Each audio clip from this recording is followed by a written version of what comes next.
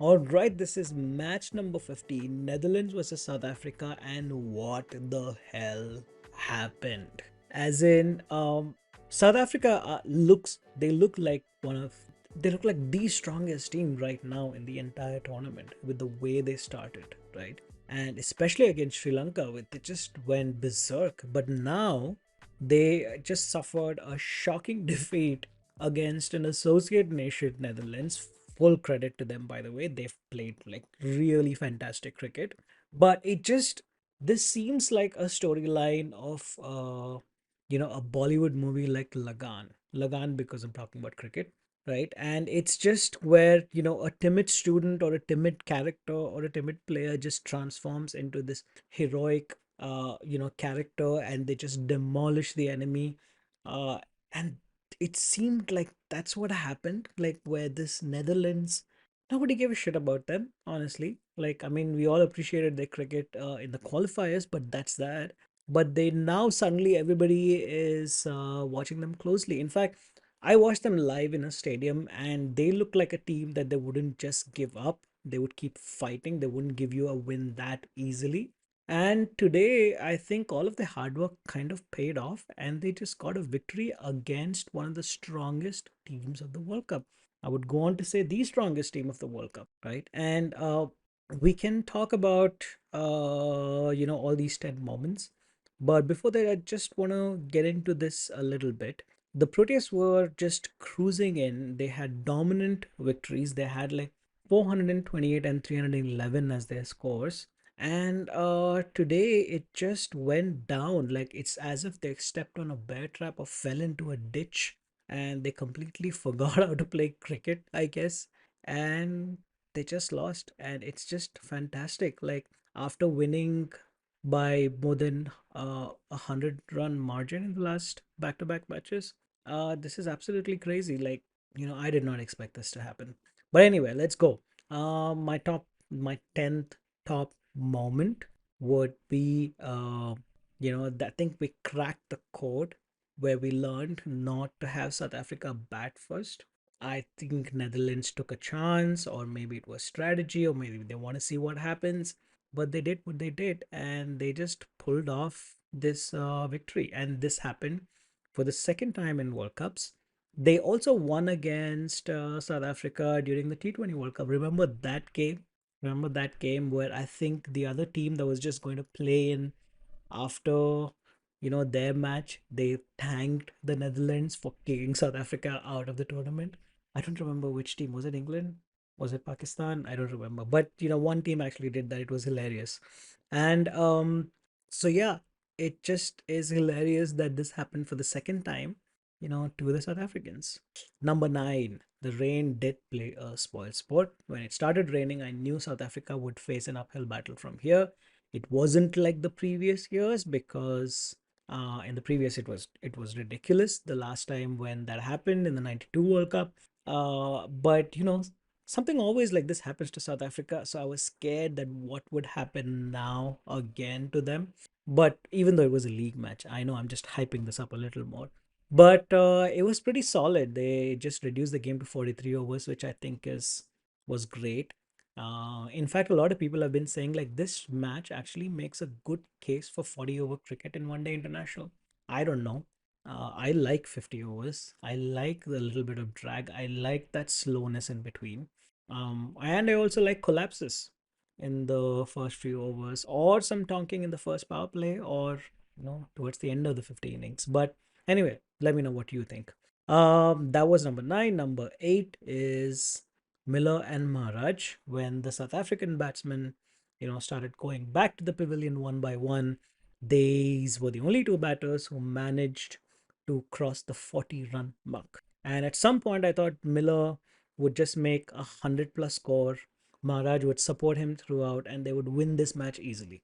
They would have a bit of struggle in the middle overs, but then eventually they would just win this match. But that didn't happen. The Dutch wickets, some wickets that Netherlands bowlers took showed absolute class. One is Van Meekeren bowled these two cross seamer deliveries. They just snuck beautifully through, the batsmen, and they just lit up the stumps. Number six is Van der Merwe. Like, one of these veteran players. I love his energy on the ground, like the way he appeals, the way he screams and celebrates, like his expression is just yeah, you need people like that on the ground to just like hype you up after every wicket, or even a missed catch.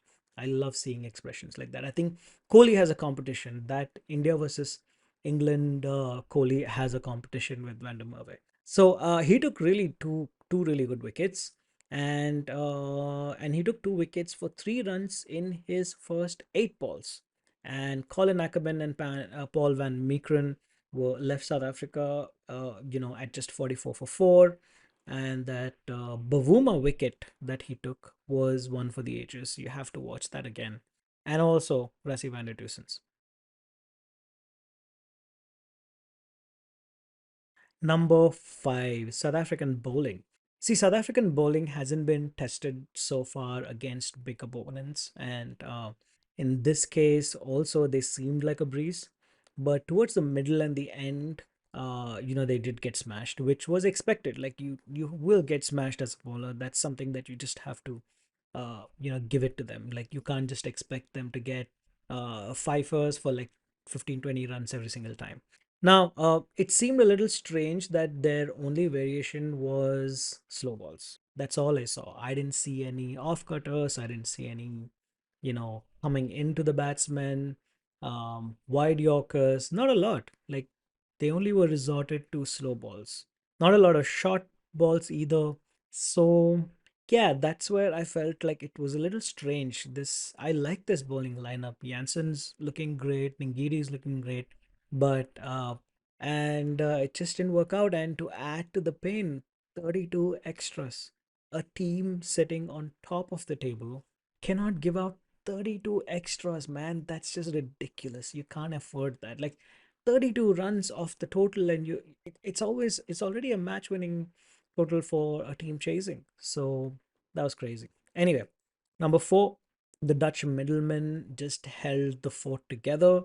This is one day cricket that we want to watch. Just there's openers coming in smashing, but then there are these middle order batsmen who are coming in, steadying the ship and ensuring that the team doesn't pack up and go home or go to the hotel very early. And that's why you need middlemen like the Dutch middlemen, right? They were 50 for 4 and somehow they crawled to 140 for 7. Then the last 9 overs looked like a T20 watch. They piled up 105 runs thanks to their captain, Scott Edwards, who finished on 78 of just 69 balls.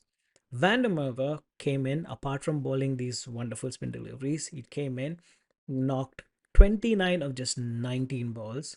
Aryan Dutt, the opening off spinner, got 23 of 9 and set a target of a very decent 246 out of 40. Actually, out of 43 overs, that's a really good total, right? And South Africa's pace quartet, like Kagiso Rabada, Marco Jansen, Gerald Coetzee, and Lungi Ningiri, just couldn't stop them.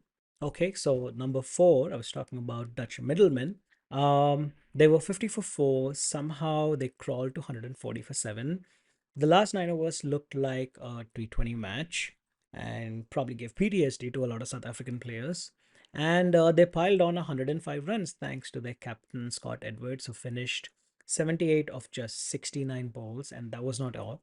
Van der Merwe, with all his spin bowling and amazing theatrics, also pulled off 29 runs of just 19 balls. Then we had Aryan Dutt, who did even better, scored 23 of just 9 balls. And together with all these little contributions, they set a really handsome target of 246. Out of 43 overs, that's actually a very good target. And that seemed, it just seemed like unlikely if I had another senior team playing against Netherlands that they would allow Netherlands to score this much. The South African quartet, as I would want to call it, you had Rabada, Janssen, Coetzee, and Ngidi, and they couldn't do anything.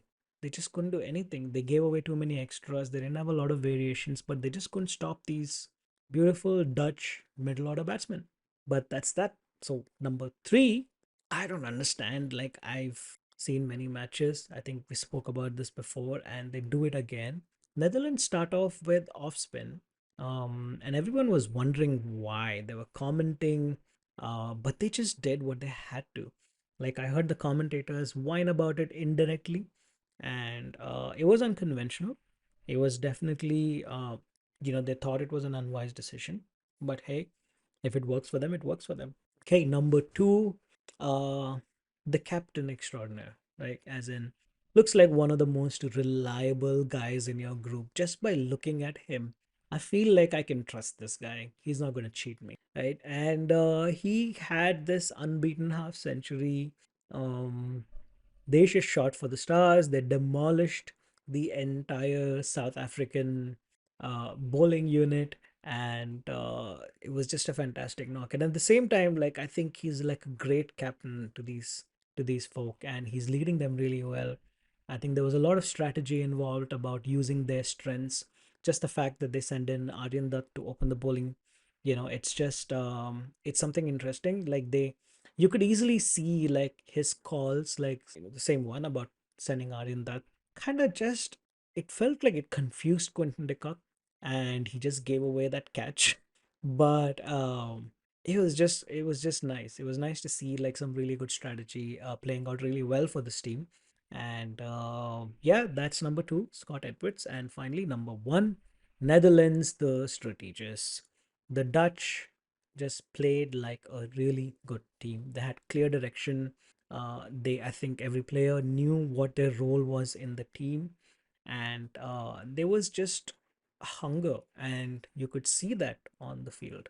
I watched them live. They looked absolutely enthusiastic. They looked fun, and they were there for a reason to just make a mark in this whole world cricket. And that's what they're doing.